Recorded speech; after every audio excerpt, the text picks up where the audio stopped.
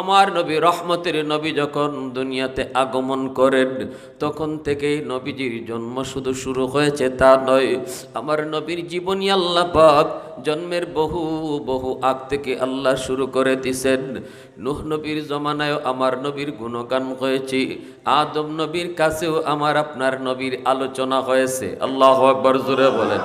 সকল নবীর কাছেই আমার আপনার নবীর আলোচনা। নবী দুনিয়াতে আসলেন, মায়ার নবী, রহমতের নবী। এইদিকে মক্কার পাশেই গ্রাম, এই গ্রাম থেকে মহিলারা উঠে করে মক্কায় ঢুকলো। কেন? কয় বাচ্চাগুলিরে টাকার বিনিময়ে তারা নিয়ে যাবে, কিছুদিন দুধ পান করাবে, শুদ্ধ আরবি ভাষা শিখাবে। শহরে তখন শুদ্ধ ভাষা ছিল না, বিভিন্ন দেশের লোকের মিশ্রণের কারণে মক্কার ভাষা তেমন শুদ্ধ ছিল না। আরবের শুদ্ধ ভাষা তখন গ্রামে চলতো, এজন্য ওই মক্কার শহরের বাচ্চাগুলাকে গ্রামে নিয়ে যাওয়া হতো, টাকার বিনিময়ে তারা নিয়ে যেত। মহিলারা আসতেছে, এই দিকে আমার নবী, মায়ার নবীর দুধ মা হালিমা সাদিয়া, ইনিও স্বামীকে নিয়ে রওনা দিচ্ছেন, মক্কায় আসবেন, শিশু বাচ্চা তারা নিয়ে যাবেন টাকার বিনিময়ে। বেশ কিছুদিন তারা তাকে দুধ পান করাবেন, এরপরে আবার মার কাছে ফিরে দিবেন। সবাই তো আসলো, নবীর দুধ মাও আসতেছেন। ভাইয়েরা, বন্ধুরা, মনোযোগ দিয়ে শোনো যুবক, একটু দিলটা নরম করে কথাগুলি শোনো। সেই সুদূর সিলেট থেকে এসেছি চাপা কবাজি করার জন্য নয়, শুধু তোমার কলিজায় কিছু কথা দিয়ে যাওয়ার জন্য। দেখো দিলটা একটু নরম হয় কি হয় না, আমার নবীর আদর্শ তুমি গ্রহণ করতে পারো কি পারো না। দেখো তোমার চলার পথটা একটু পরিবর্তন হয় কি হয় না। যদি মনটারে বুঝায় তুমি চলার পথটা পরিবর্তন করতে পারো, আমার আশাটা সার্থক, তোমাদের মাহফিল করানোটাও সার্থক। ভাইরা বন্ধুরা, জন্য বলি যুবক, নবীজির দুধমা হালিমা সাদিয়া তিনি স্বামীকে নিয়ে মক্কায় ঢুকবেন, কিন্তু ওনার উট ছিল বড় দুর্বল। এই দুর্বল উট বান্ধবীদের সাথে পাল্লা দিতে পারল না।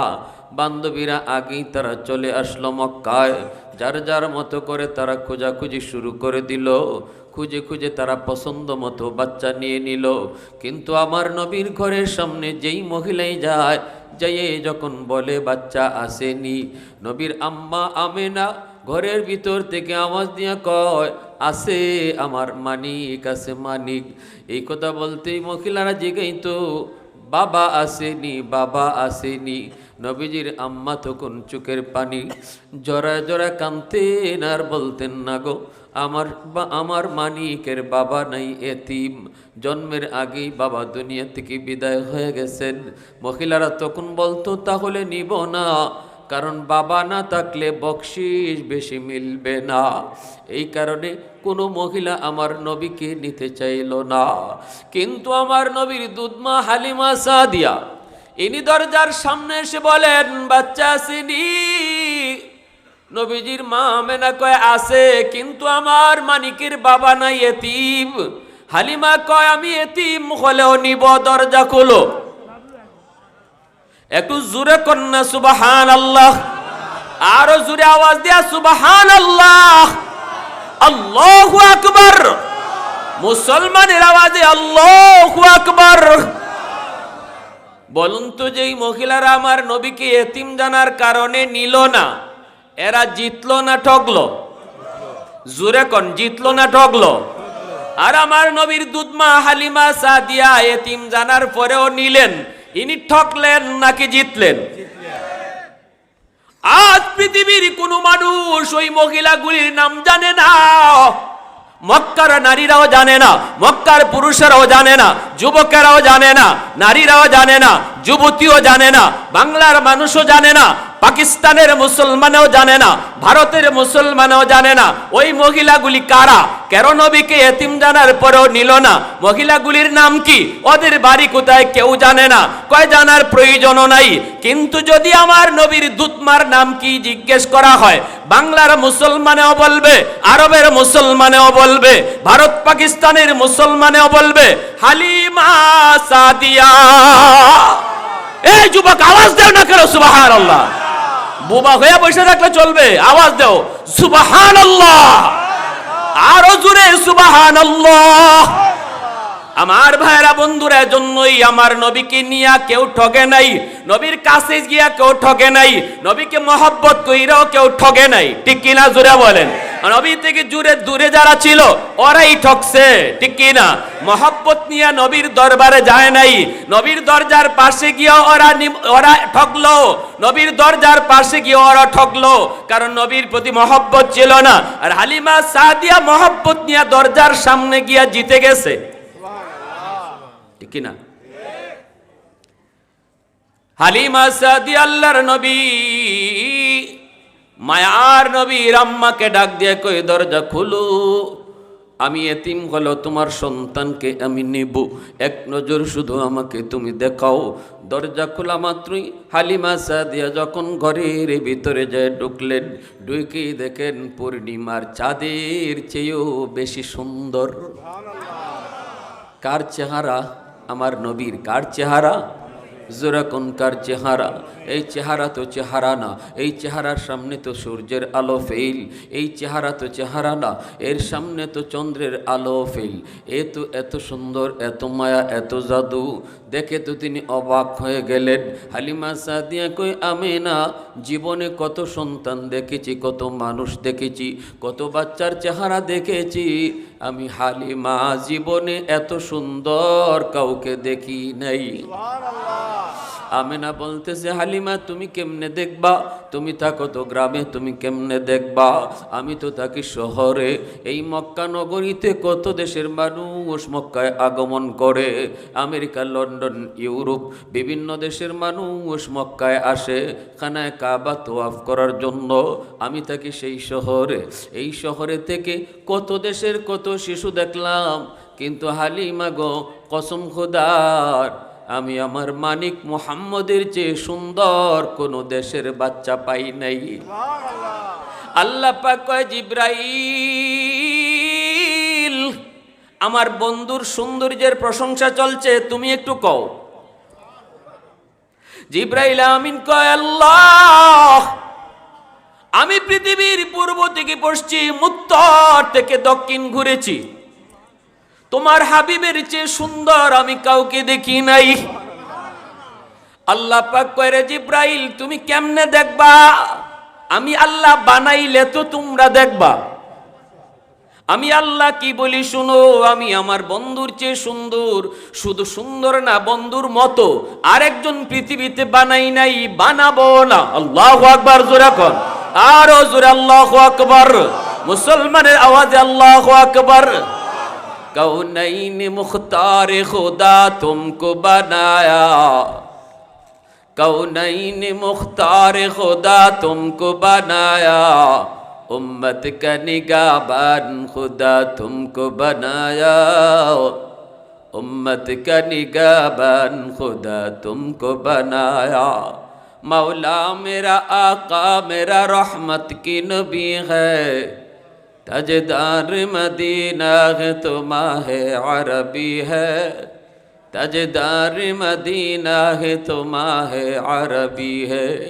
अशजार ने देते हैं नबूवत के शहादत, तशकीक कमर में है तो अंगुल की इशारा, तशकीक कमर में है तो अंगुल की इशारा। মুসলমানের আওয়াজে বলেন আল্লাহু আকবার।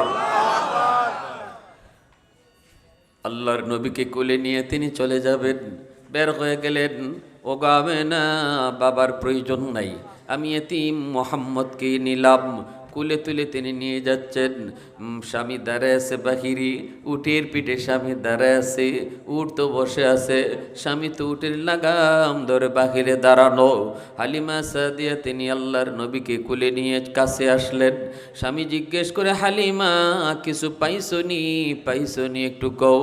হালিমা সাদিয়া কয় স্বামী গো চেহারার দিকে তাকাও, চেহারা দেখলে মনে হয় দুনিয়ার সব আমরা পেয়ে গেছি।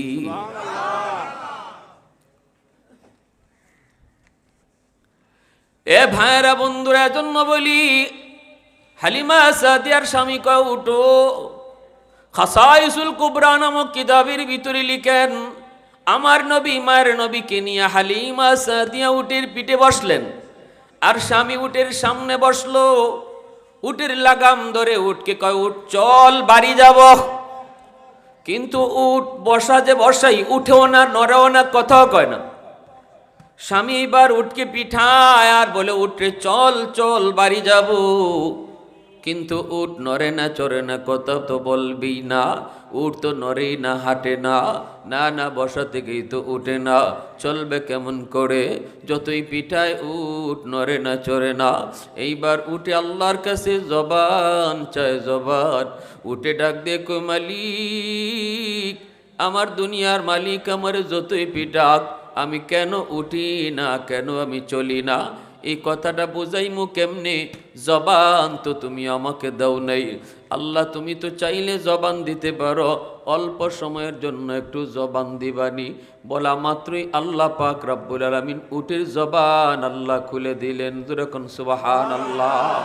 হালিমা সাদিয়া আল্লাহর নবীকে কুলে করে নিয়ে আসলেন, উটের পিঠে বসলেন, স্বামী সামনে বসলো। উটকে চলতে কয়, উট চলে না, নড়ে না, কথাও কয় না। পিঠা এইবার উঠে আল্লাহর কাছে জবান চায়, আল্লাহ উটের জবান খুলে দিছে। আল্লাহ চাইলে পারে কি পারে না? মানুষের জবান দিছে কে? উটের জবান দেয় নাই কে? আল্লাহ চাইলে মানুষের জবান নিতে পারে কি পারে না? উটের জবান দিতে পারে কি পারে না? আর রহমান আল্লামাল কুরআন খালাকাল ইনসান আল্লামাহুল বায়ান। আল্লাহ পাক কয়, জবান দিছি আমি আল্লাহ। জবান দিছেন কে? আল্লাহ পাক রব্বুল আলামিন। সাথে সাথে উটের জবান আল্লাহ খুলে দিলেন। এইবার উট জবান খুলে কয়, মালিক, আমাকে তুমি যতই পিটাও, যতই তুমি মারো, আমি কিন্তু চলবো না, আমি কিন্তু হাঁটবো না, যাব না। কারণ মালিক, তোমার পিছনে তোমার বিবি কাকে কুলে নিয়ে বসছে, তুমি তাকে চেনো নাই, তোমার বিবিও তাকে চেনে নাই। কিন্তু আমি উট তারে চিনে ফেলেছি। ইনি আর কেউ নন, ইনি রহমতের নবী, রাহমাতুল লিল আলামিন, যার উসিলায় আল্লাহ পাক কায়নাত সৃষ্টি করেছে। তোমাকেও বানাইছে, আমাকেও বানাইছে। আমার ওই নবী যদি পিছনে বয় আর তুমি যদি সামনে বসো, বেয়াদবি হয় নবীর সাথে। সুবহানাল্লাহ, মুখ দিয়ে বাইরে না না, আমি নবীর সাথে বেয়াদবি করতে পারবো না। আমার নবীকে সামনে বসাও, তুমি পিছনে যাও, আমাকে মারতে হবে না, দৌড়াইতে থাকবো। আমার নবী রহমতের নবী, সরওয়ারে কায়নাত, সাইয়্যিদুল মুরসালিন, শাফিউল মুজনাবিন, রহমতের নবীকে তুমি সামনে বসায় দাও, মালিক তুমি পিছনে যাও। এই কথা বলতে হালিমা সাদিয়ার স্বামী কয়ে, হালিমা গো, তুমি কাকে নিয়ে আইছো গো হালিমা? আমি আর তুমি কত বড় অবাগা, হতবাগা। আমরা ওই শিশু বাচ্চাটাকে চিনলাম না, কিন্তু আমাদের উট তিনাকে চিনে ফেলেছে। এই কথা বলতেই কই, আসো তাড়াতাড়ি করে সামনে বসো। সামনে বসা মাত্রই দেখা গেল উটকে আর মারতে হয় না, উট সাথে সাথে উঠে গেল। আবারও উঠে ডাক দিয়া কয়, মালিক, মালিক, মক্কা আসার পথে আমি উটের লাগাম ছিল তোমার হাতে। এখন যেহেতু রহমতের নবী আমার পিঠে বসছে, জীবনে আর এমন সুযোগ হবে কি হবে না জানি না। রহমতের নবী যখন যার পিঠে উঠে, সেই সবার আগে চলে যায়, সেই তো সবার চেয়ে দামি হয়ে যায়। আমার রহমতের নবী আমার পিঠে বসছে, আর এই ভাগ্য হবে কিনা জানি না। আমি উটের লাগামটা নবীর নরম হাতে ধরায়া দাও।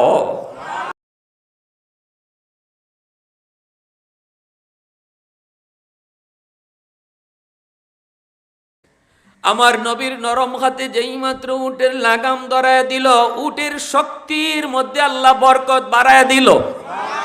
কারণ নবীজির হাত যেখানে লাগে সেখানেই বরকত বেড়ে যায়। এটা বরকতি হাত, ঠিক কিনা? জোরে বলো, আরো জোরে বলো, ঠিক কিনা? আবু বকর সিদ্দিক রাদিয়াল্লাহু তাআলা আনহু, হযরত ওমর ফারুক রাদিয়াল্লাহু তাআলা আনহু, উসমান আলী সবাই সামনে। মদিনায় দুর্ভিক্ষ চলছে, আল্লাহ নবী খানা নাই, মদিনার মাদ্রাসার ছাত্রগুলার খানা নাই। নবীজি পড়ছেন বড় টেনশনে। নবী বলে, আবু হুরায়রা তোমার থলিতে খেজুর আসেনি? আবু হুরায়রা কয়, নবী গো কয়েকটা খেজুর আছে। আল্লাহ নবী কই কয়েকটা খেজুরই আনো। কয়েকটা খেজুর তিনি আনলেন। নবীজি এই খেজুরগুলা চামড়ার একটা দস্তরখানার মধ্যে রাখলেন। একটা একটা কইরা থলি থেকে খেজুর বের করেন। বিসমিল্লাহ বলে নবীজি ওই দস্তরখানায় তিনি খেজুর রাখেন। এভাবে 11টা খেজুর রাখছেন। এরপরেই নবীজি আবার দস্তরখানা গুছায় ফেলছেন। এরপরে গুছায় নবী কয়, আবু হুরায়রা এই জায়গা থেকে তুমি এখন খেজুর নেও, কখনো কইলা দেখবা না কি পরিমাণ আছে। আল্লাহ নবী নিজেও খেজুর খান, আবু হুরায়রা খেজুর খায়, আবু বকর খেজুর খায়, ওমর খেজুর খায়, উসমান খেজুর খায়, আলী খেজুর খায়। নবীজি কয়, আমার মাদ্রাসার ছাত্রগুলারে আনো। মদিনার ছাত্রগুলি আইসা খেজুর খায়, খেজুর শেষ হয় না।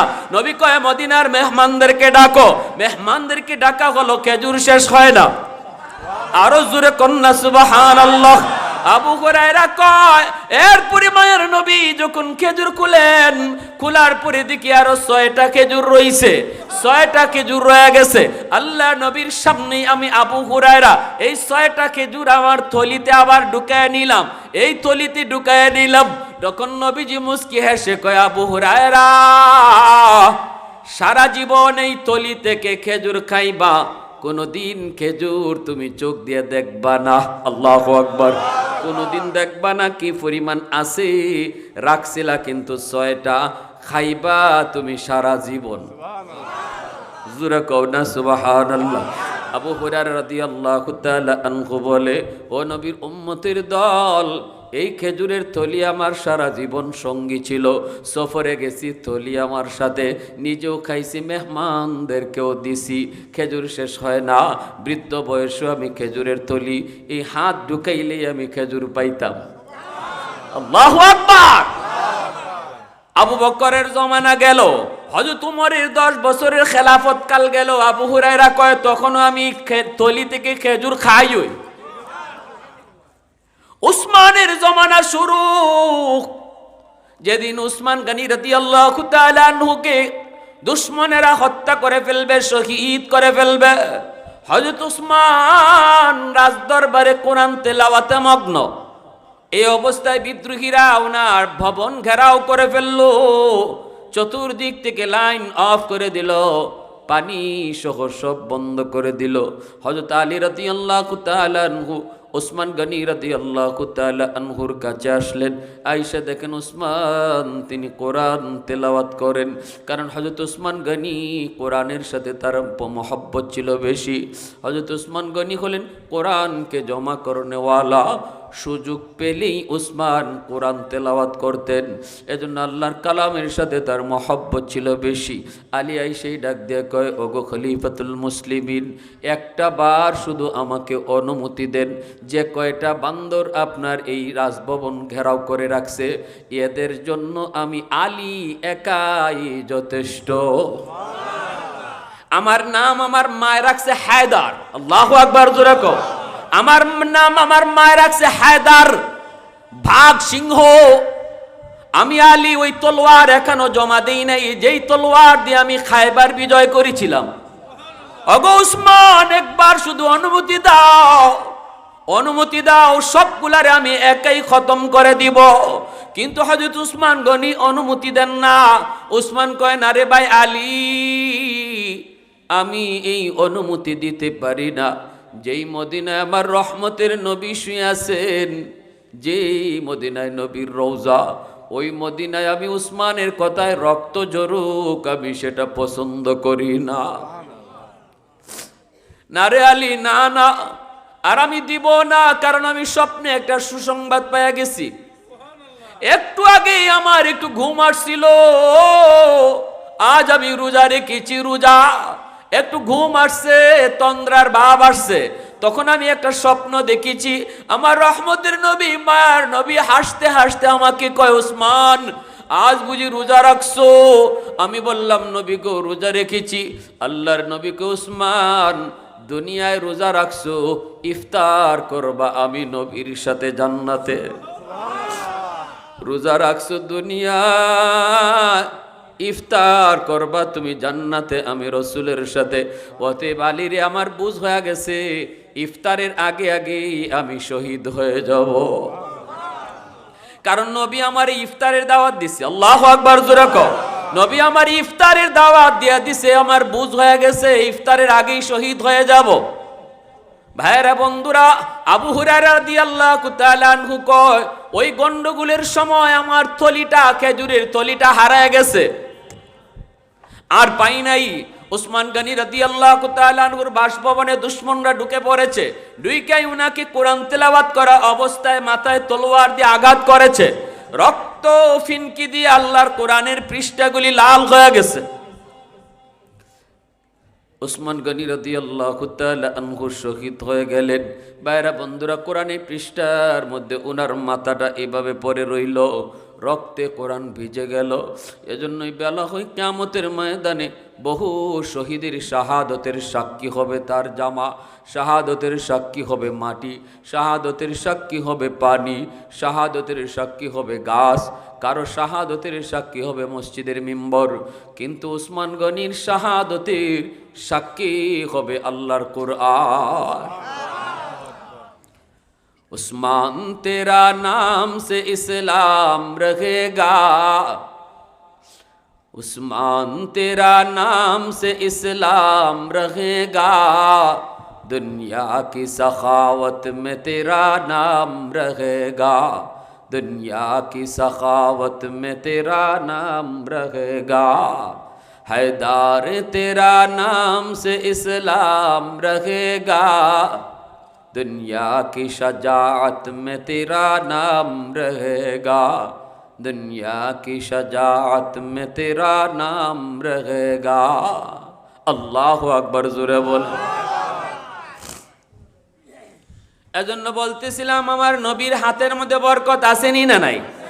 যেই মাত্র হালিমা সাদিয়ার উটের লাগাম নবীর হাতে ধরায় দেওয়া হলো, উট ছিল দুর্বল, সেই দুর্বল উটের শক্তির মধ্যে বরকত দিল কে? আল্লাহ। অল্প সময়ের ভিতরেই উট বান্ধবীদেরকে যায় ধরে ফেললো, যারা আগে বিদায় নিছিল ওদেরকে যায় ক্রস করে ফেললো। বান্ধবীরা কয়, কি গো হালিমা, এটা কি ওই উট যেই উট নিয়ে তুমি মক্কায় আসছিলা? বলে, হ্যাঁ এটা তো ওইটাই।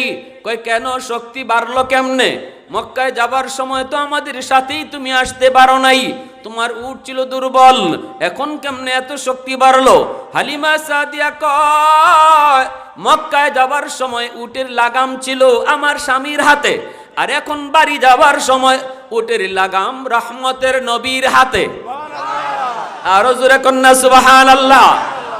উলফত মে তেরি ওয়াইসি নে দন্দান কুতুরা, अबू बकर उमर नक्श कदम तेरा न छोड़ा, उल्फत में तेरी वैसी ने दंदन को तूरा, अबू बकर उमर नक्श कदम तेरा न छोड़ा, आयुशाक नबी वाके असरार मदीना, सुल्तान का सुल्तान है सुल्तान मदीना। अल्लाहु अकबर। सरकार का सरकार है सरकार मदीना, गुलजार का गुलजार है गुलजार मदीना, सरकार का सरकार है सरकार मदीना, सुल्तान का सुल्तान है सुल्तान मदीना।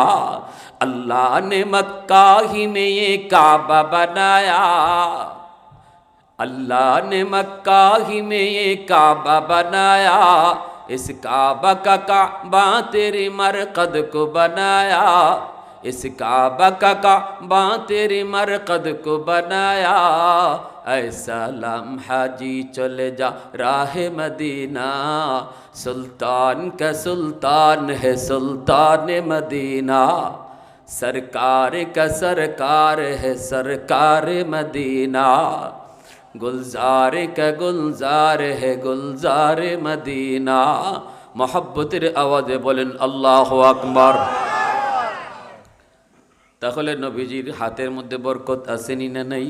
ভাইরা বন্ধুদের জন্য বলতেছিলাম, রে যুবক, একটু দিলটা নরম করে কথাগুলি বোঝার চেষ্টা করো। আমার নবী রহমতের নবী, এত বড় দামি নবীর উম্মত হলে তুমি, উম্মত হলে তুমি। এজন্যই আল্লাহ পাক কয়, লাকাদ মান্নাল্লাহু আলাল মুমিনিনা ইয বাআসা ফীহিম রাসূলা। ও উম্মতের দল, তোমাদেরকে আমি আল্লাহ যত নিয়ামত দিয়েছি, যত নিয়ামত দিয়েছি, এই যে সুস্থতার নিয়ামত, এই যে তোমার সুস্থ দুটা চোখ, এই যে সুস্থ দুটা হাত, এই যে সুস্থ দুটা পা, যত নিয়ামত তোমাকে আমি আল্লাহ দিয়েছি, সব নিয়ামতের ভিতরে সবচেয়ে বড় নিয়ামত হলো তোমাদের মাঝে আমি আল্লাহ আমার রাসূলকে পাঠাইছি। হায়াতের চেয়েও সবচেয়ে বড় নিয়ামত নবীকে পাওয়া। আল্লাহু আকবার জোরে বলেন। একদিন তুমি আমি মরে যাব, এটা আশ্চর্যের কিছু নয়, কিন্তু নবীকে না পাওয়াটা এটা বড় বিপদ ছিল। মরণটা বিপদ না, ঠিক কিনা জোরে বলেন? আজ নয় কাল, এখন না তখন। কিন্তু নবীকে না পাইলে মরণের পরে আমরা জান্নাত পাইতাম না, জান্নাতের পথ কোন পথে সেটাও বুঝতাম না। কিন্তু নবীকে পাওয়ার কারণে আমরা জান্নাতের পথ পাইছি। এজন্য মরণটা বিপদ নয়, বিপদ হলো নবীকে না পাওয়া। নবীকে না পাইলে আমার এই হাত, সুস্থ দুইটা হাত জাহান্নামে যাইতো। নবীকে না পাইলে সুস্থ দুটা চোখ জাহান্নামে যাইতো। নবীকে না পাইলে সুস্থ এই দেহটা জাহান্নামে জ্বলতো। এজন্য আল্লাহ পাক কয়, মুমিনের দল, যত নিয়ামত আমি আল্লাহর পক্ষ থেকে তোমরা পাইছো, সব কিছুর মধ্যে সবচেয়ে বড় নিয়ামত হলো আমার রাসূলকে তোমরা পাইছো। আওয়াজ দিয়ে কন্যা সুবহানাল্লাহ, আরো জোরে সুবহানাল্লাহ। আল্লাহু আকবার। ভাইরা বন্ধুরা জন্য বলছিলাম, আমার নবী রহমতের নবী এখনো দুনিয়াতে আসেন নাই।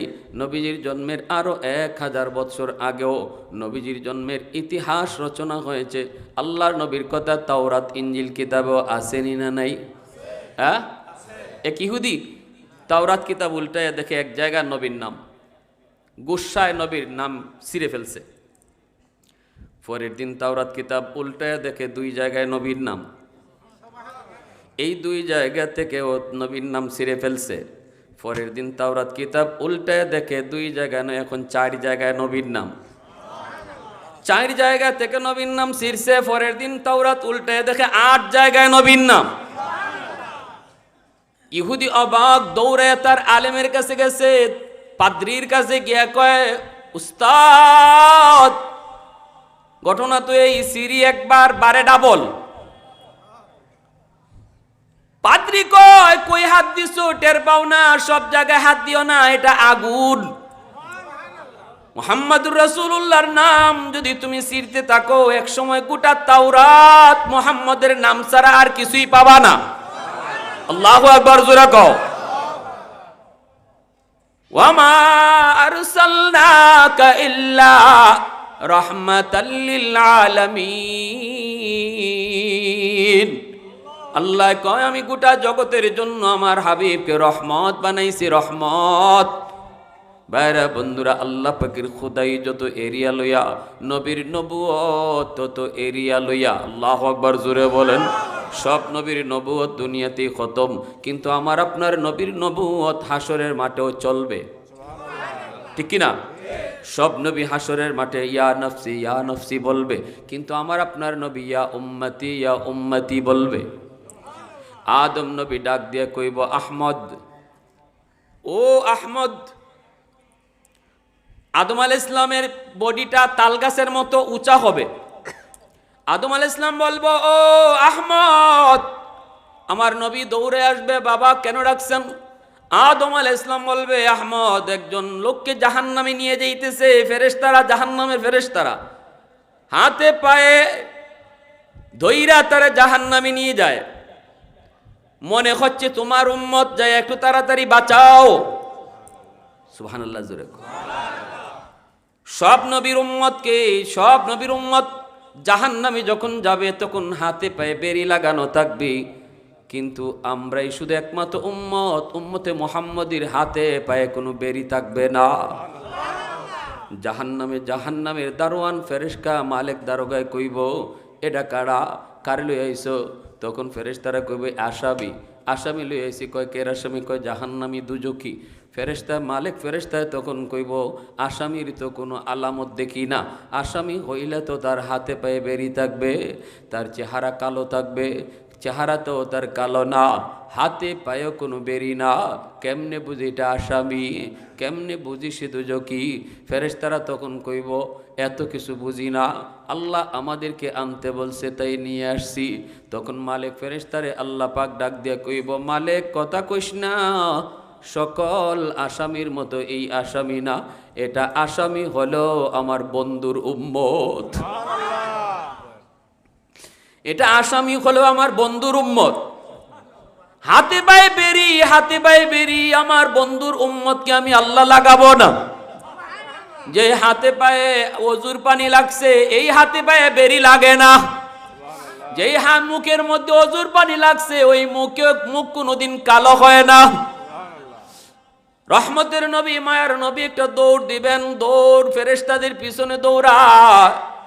নবীজি বলেন, কোমরে যেভাবে গামছা বাইন্ধে আমরা দৌড় দিই, এইভাবে আমি নবী দৌড় দিব, পিছন থেকে ডাকতে শুরু করব, ও ফেরেশতারা থাম, ইয়া মালাইকা ইয়া মালাইকা, কিফিয়া মালাইকা, ও ফেরেশতারা থামো থামো।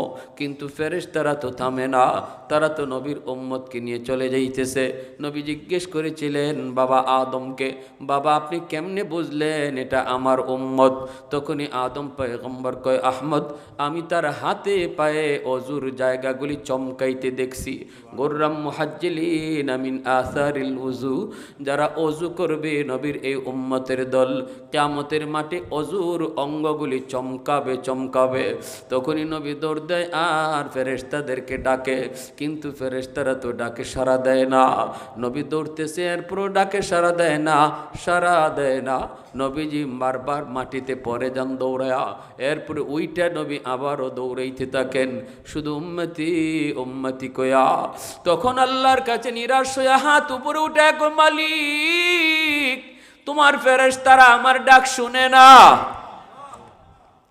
তুমি না বলেছ ওয়ালা সাউফা ইউতিকা রাব্বুকা ফাতারদা, হাসরের মাঠে তুমি আমাকে কখনো নিরাশ করবা না, আমি যা চাইমু তা দিয়েই খুশি করবা, তাহলে তোমার ফেরেশতারা আমার ডাক শুনে না কেন?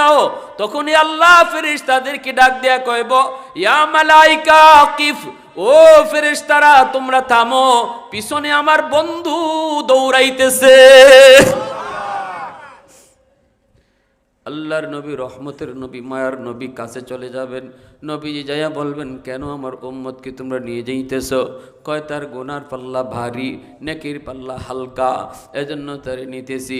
তখন আল্লাহর নবী, রহমতের নবী কয়, দেখি তার আমল নামাটা আবার দেখানো মাত্রই যখন পাল্লায় ওজন দেওয়া হবে, আমার নবী, রহমতের নবী নিজের হাতে কালেমার কাগজটা তার নেকির পাল্লার দিকে রেখে দিবে। যেই মাত্র নবীর হাতে কালেমার কাগজের টুকরা রেখে দেওয়া হয়, ওজন দেওয়া মাত্রই নেকির পাল্লা ভারী হয়ে যাবে। এত দামি উম্মত, এত দামি নবী পাইছো তুমি যুবক, এতটা তোমার জন্য মায়া, এতটা তোমার জন্য নবীর কান্না। আজকে তুমি কোথায় আর আমার নবীর আদর্শ কোথায়? সেই আদর্শ বোঝানোর জন্য, শেখানোর জন্য এই মাদ্রাসা, ঠিক কিনা জোরে কও। আজ একটা ছেলে যদি মাদ্রাসায় পড়ে, সেখানে কোনো নেতা নেত্রীর আদর্শ শিখে না, আমার নবীর আদর্শ শিখে, আমার নবীর আখলাক শিখে, আমার নবীর খুলুকে আজিমের ওয়ারিস হয়, খুলুকে আজিমের ওয়ারিস। বাইরা বন্ধুরা বলেন, রহমতের নবী, মায়ার নবী, দয়ার নবী, তিনিও মাদ্রাসা চালাইছেন, মাদ্রাসা দিছেন। আল্লাহর নবী মদিনার মাদ্রাসার উস্তাদ ছিলেন। বাইরা বন্ধুরা, ও যুবক, আল্লাহ কয়, ওয়ানুনাজ্জিলু মিনাল কুরআন মা হুয়া শিফাউন ওয়া রাহমাতুল লিল মুমিনিন। যেখানে মাদ্রাসা হয়, ওই মাদ্রাসার উসিলায় আল্লাহ সমাজটাকে রহমতের চাদর দিয়া আল্লাহ ডেকে রাখে। সুবহানাল্লাহ, জোরে বল। আযাব গজব থেকে আল্লাহ মাদ্রাসার খাতিরে এলাকাকে আল্লাহ হেফাজত করে। যেই ছেলেটা কোরআনের হাফেজ হইয়া ফাগরি নেই, ওই ছেলেটার মা বাবার মাথায় কিয়ামতের ময়দানে আল্লাহ নিজের হাতে পাগড়ি পরাবে। এই উঠেন কেন? এই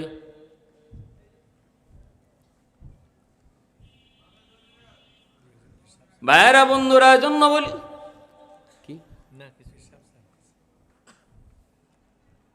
মান ক্বারা আল কুরআন ওয়া আমিলা বিমা ফীহি উলবিসা ওয়ালিদাহু তাজান ইয়াউমাল কিয়ামা।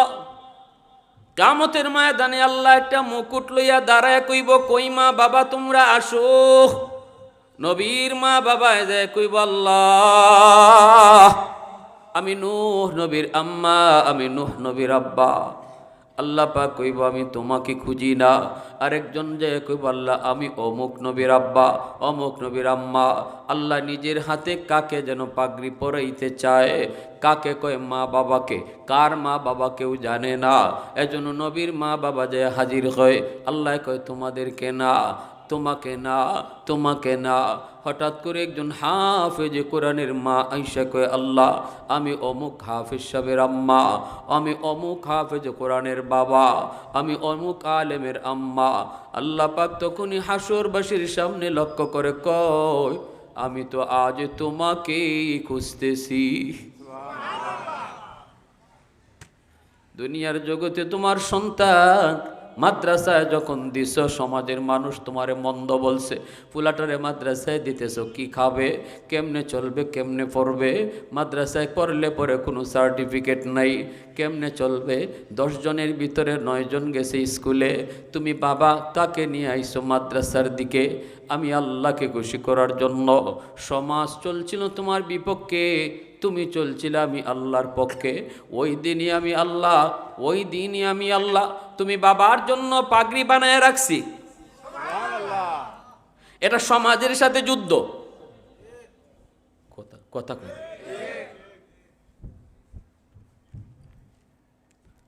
আমি আমার গোষ্ঠীর মধ্যে একাই শুধু মাদ্রাসায়। আমার আব্বা সরকারি হেলথ ইন্সপেক্টর রিটায়ার্ড, ভাই আমার আপন ছোট ভাই বর্তমানে আইন উপদেষ্টা আসিফ নজরুলের একান্ত সচিব, আওয়ামী লীগ আমলেও সচিব। তারপরের ভাইটা আমেরিকাতে ফ্যামিলি সহ সেটেল। চাচারা সবাই হলো জেনারেল শিক্ষায় শিক্ষিত। আমাকে যখন আব্বা মাদ্রাসায় দিবেন, কঠিন বাধা ছিল, কঠিন বাধা। চাচারা বাধা দিছে, দাদারা বাধা দিছে। পোলাটা এত ব্রেইন, এত ভালো, এত মেধা, এই পোলাটারে মাদ্রাসায় পড়ায় নষ্ট করো না, পোলাটার জীবন ধ্বংস করো না। কত কথা, কত কথা। এরপর আমার আব্বা কারো কথা শুনেন নাই। আব্বা শুধু আমাকে বলছেন, বাবা তুমি কই পড়বা? স্কুলে পড়বা না মাদ্রাসায় পড়বা? আমাকে ছোটোবেলা থেকে আব্বা মাদ্রাসা মাদ্রাসা শোনায় শোনায়া মাদ্রাসার প্রতি দরুদ আর ভালোবাসা অন্তরে জন্মায় দিছে। চাচারা যখনই জিগাইছে কই পড়বা, আমি বলছি মাদ্রাসায় পড়ব। ফাইনাল হয়ে গেছে, মাদ্রাসায় চলে আসলাম। বলুন ওই দিন আমার আব্বা আমাকে মাদ্রাসায় দিতে গোটা সমাজটার বিরুদ্ধে দাঁড়াইতে হয়েছে, গোষ্ঠীর লোকের বিরুদ্ধে দাঁড়াইতে হয়েছে, আপন ভাইয়ের সাথে আব্বার মন কষাকষি হয়েছে, মন কালা হয়েছে। সব কিছু পিছনে ফেলে বাবাও জানতেন মাদ্রাসায় পড়ে আমি ব্যারিস্টার হতে পারবো না, জজ হতে পারবো না। যতটুকু মেধা আল্লাহ আমাকে দিয়েছিলেন, ক্লাস 5-এ আমি তখনকার সময় বৃত্তি পেয়েছি। বৃত্তি যেতটুকু মেধা ছিল, এই মেধা দিয়ে আমি আমার ছোটো ভাইয়ের মতোই সচিব হতাম, বড় কোনো এরকম পদে যেতাম। কিন্তু আব্বাও সেটা জানতেন, বুঝতেন। কিন্তু আল্লাহর জন্য, আখিরাতের জন্য সব কোরবানি দিয়া বাবা মাদ্রাসায় দিয়ে দিছেন। ওই বাবাকেই কিয়ামতের ময়দানে, এমন বাবাকেই আল্লাহ নিজের হাতে পাগড়ি পরাইব। কারণ সমাজের সাথে বহুত বড় জিহাদ করেছে বাপে দাদায়, ঠিক কিনা জোরে বলো? রিজিক মানুষের হাতে নয়, মানুষের হাতে নয়। আজকে আমার যে চাচারা বাধা দিছিল, আল্লাহ পাক আমাকে যে পজিশনে দুনিয়ার লাইনেও রাখছে, ধারে কাছে ওরা নাই, ঠিক কিনা? 60 লক্ষ টাকার গাড়ি আল্লাহ আমাকে দিয়ে দৌড়ায়। এটা এলেমের মর্যাদা, ঠিক কিনা জোরে বলেন? কিন্তু না কো, এজন্য বলি বাবা মনকে ছোট করবা না, মনকে ছোট করবা না। সন্তান কেমনে খাইব বলুন তো? রিজিক মানুষের হাতে নাকি আল্লাহর হাতে? মানুষ দুনিয়াতে আসার আগেই আল্লাহ রিজিক পাঠায়। বলেন বলেন বলেন, মানুষ আগে আয় না রিজিক আগে আয়? এ যুবক আওয়াজ দাও, মানুষ দুনিয়াতে আগে আয় না রিজিক আগে আয়? না জানলে এখন জানিয়ে নাও, রিজিক আগে আয়। কেমনে? কয় মার পেট থেকে সন্তান দুনিয়াতে বের হয়, আসে, আসার পরে মার বুকে দুধ আয় না দুধ আগেই আল্লাহ দিয়া দেয়? সন্তান দুনিয়াতে আসার আগেই তার দুধ ফাটায় দেয় আল্লাহ, খানা তার পাঠায় দেয়, তার রিজার্ভ ব্যাংকে খানা পাঠায় দেয়। সেই দুধটাও আল্লাহ পাক রব্বুল আলামিন এমন ভাবে মার বুকে রাখে, না ঠান্ডা না গরম। আল্লাহ জানে বান্দা খাইতে তোর কষ্ট হবে যদি বেশি গরম হয়, আবার ঠান্ডা হলেও তোর ক্ষতি হবে।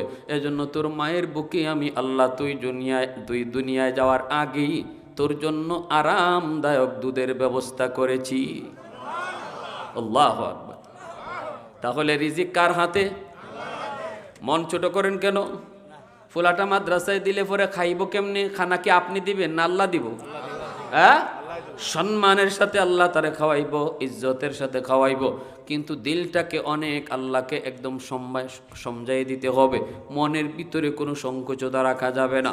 ভাইয়েরা বন্ধুরা, জন্য বলতেছিলাম, কিয়ামতের ময়দানে আল্লাহ পাক কইব, আমি আল্লাহ তো তোমরা বাপ মারেই খুঁজতেছি।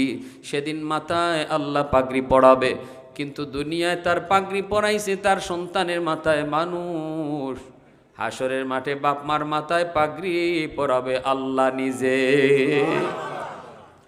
আজকে ওই মা বাবার দিল কত খুশি, আল্লাহ রে আমার সন্তান আজকে পাগড়ি পরছে। আপনাদের কি এরকম দিলে একটু খুশি লাগতে মন চায় না?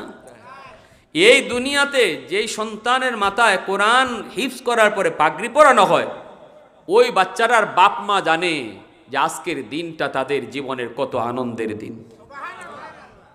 বাহাদুরি করে হাফেজ হওয়া যায় না, টাকার জোরে সন্তানকে হাফেজ বানানো যায় না, ক্ষমতার জোরে হাফেজ বানানো যায় না।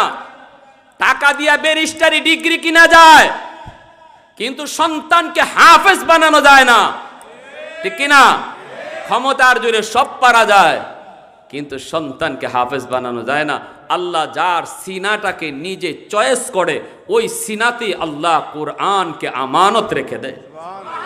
এবার সে রিক্সাওয়ালার ছেলে হোক, এবার সে দিন মজুরের ছেলে হোক, এবার সে একজন গরিবের ছেলে হোক, শর্ত হলো আল্লাহ ওই দিলটাকে চয়েস করলো কিনা।